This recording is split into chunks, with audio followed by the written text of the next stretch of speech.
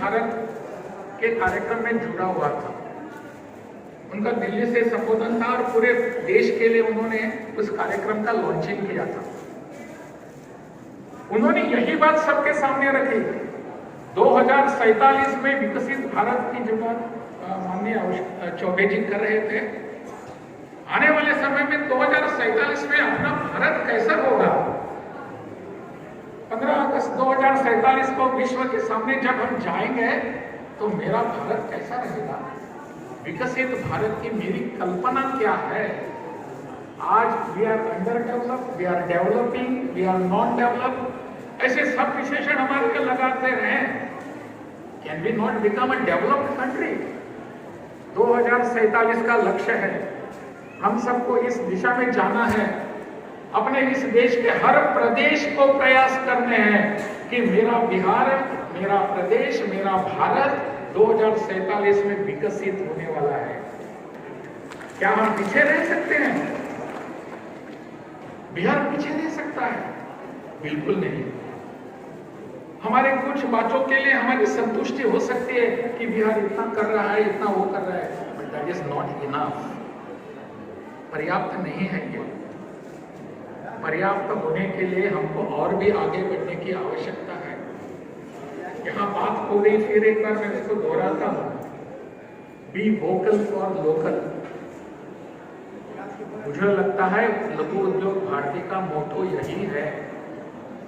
लघु उद्योग भारती चाहती है कि हमारे देश में, मेरे प्रदेश में, मेरे आसपास पड़ोस में जो चीजों का उत्पादन होता है, उसी का ही हम प्रयोग करेंगे एंड नॉट इंपोर्टेड वन। ऐसे करेंगे क्या? आज जो कार्यक्रम था प्रधानमंत्री जी का कार्यक्रम, उसमें मेरा उसके बाद यहाँ के लोगों के लिए मेरा संबोधन हुआ। उसमें मैंने एक छोटा सा एक किस्सा सुनवाया सबको। वही किस्सा मैं आपको सुनाऊंगा। आपने प्रमोद महाजन जी का नाम सुना होगा, जो भारतीय जनता पार्टी के बहुत बड़े नेता थे और संगठन के लिए बहुत देशों में जाते थे, प्रदेशों में जाते थे।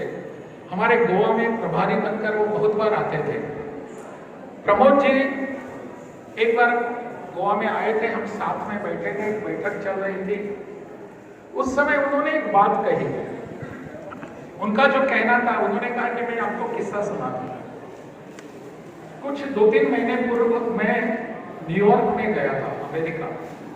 न्यूयॉर्क में वहां गया, मेरे मित्र के साथ गया था, और मित्र के साथ जाने के बाद वहां हम एक कॉफी हाउस में गए।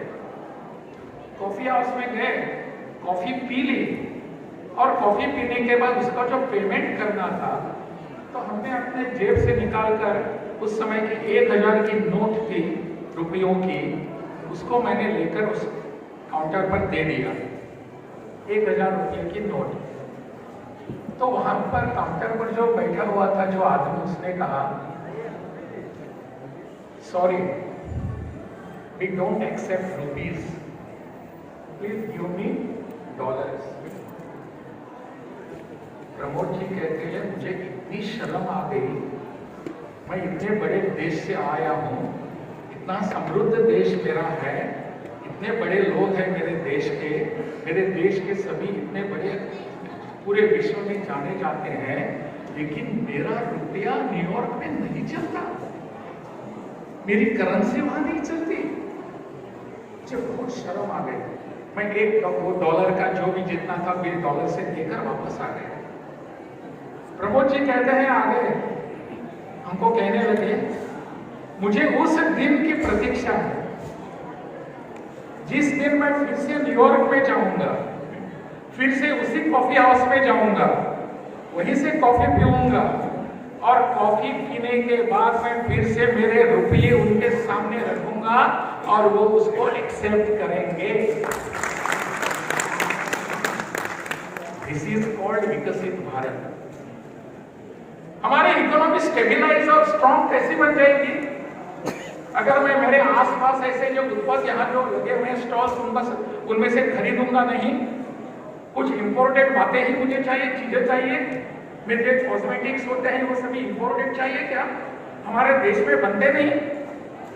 हमारे देश में बनी हुई चीजों को अगर खरीदेंगे नहीं तो मेरा रुपया मजबूत कैसा होगा?